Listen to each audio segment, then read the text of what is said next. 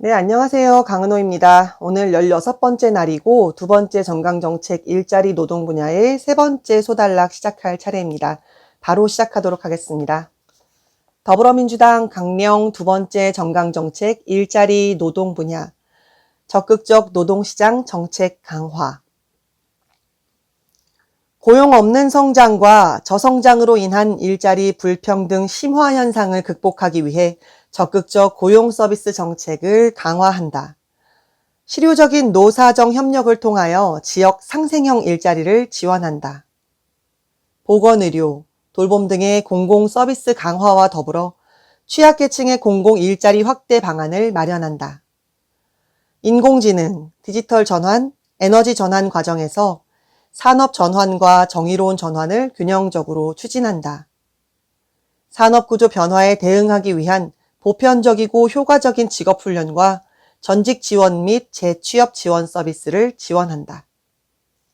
네, 문장의 면면을 좀 살펴보면 제목은 적극적 노동시장 정책 강화인데 중간에 보건의료, 돌봄 등의 공공 서비스 강화라는 문장이 들어갑니다. 이 문장만 놓고 봤을 땐 복지 쪽에 관련된 정책이 아닌가 싶지만 면면을 살펴보면 보건의료, 돌봄 등의 공공 서비스가 강화되는 것, 공공 서비스가 강화되는 것 그 자체가 공공 일자리가 늘어나는 것으로 해석을 할 수 있을 것 같고요. 또 한 가지는 돌봄이나 간병, 그리고 또 노동자 본인의 건강 등에 관련된 것들을 공공 서비스가 강화되면서 해결해 줄 수 있다, 해결할 수 있다. 로 해석할 수 있을 것 같습니다. 특히 여성 같은 경우에는 육아로 인한 경력 단절이 굉장히 많고 간병 때문에 일자리로 나오지 못하시는 분들도 많죠. 그런 간병이나 돌봄 그리고 혹은 노동자 본인의 건강을 챙길 수 있는 공공 의료 서비스들이 강화되면은 조금 더 취약계층에겐 특히 더 양질의 일자리들이 주어질 수 있을 것 같습니다. 그 다음 문장을 살펴보면 인공지능, 디지털 전환, 에너지 전환 과정에서 산업의 전환과 정의로운 전환을 균형적으로 추진한다 라고 되어 있습니다. 정의로운 전환은 우리나라에도 2010년 탄소중립 기본법이 제정되면서 이제 여기에도 들어가 있는 내용인데요.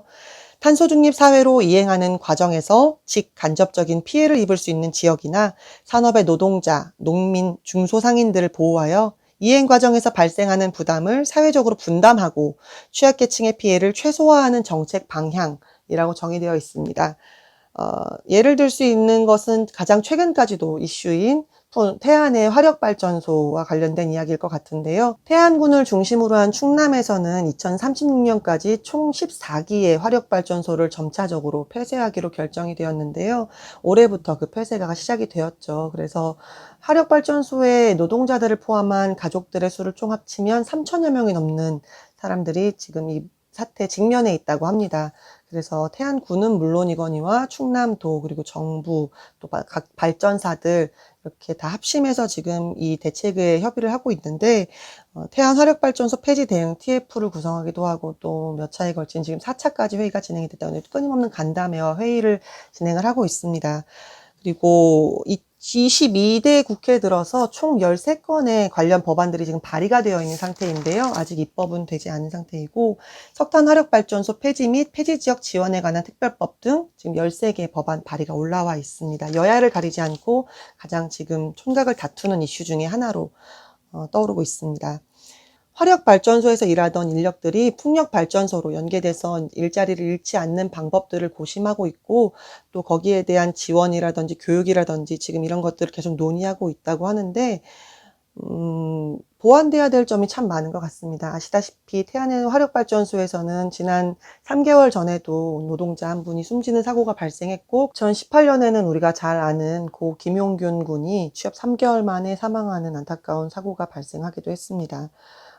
이런 노동 환경들이 연계가 되면서 교육이 지금 이루어지고 있다면 노동 환경의 개선이 반드시 필요하다고 생각하고 여러 가지 부분에 있어서 좀 더 발전적인 모습으로 나아갔으면 좋겠습니다. 많은 논의가 지금 있는 것으로 알고 있고요. 잘 이루어져 나갔으면 좋겠다는 생각을 합니다. 우리가 미래를 위해서 탄소 중립은 반드시 필요하지만 그 중간 과정에서 반드시 일자리를 잃거나 또 환경적인 변화를 맞이하는 부분이 많이 생깁니다. 그런 것에 있어서 또 꼼꼼하게 법안이라든지 정책이 발의되었으면 좋겠습니다. 산업은 바꾸되 사람은 지키도록 모든 방향성이 이어졌으면 좋겠습니다. 저는 17번째 시간에 다시 뵙겠습니다.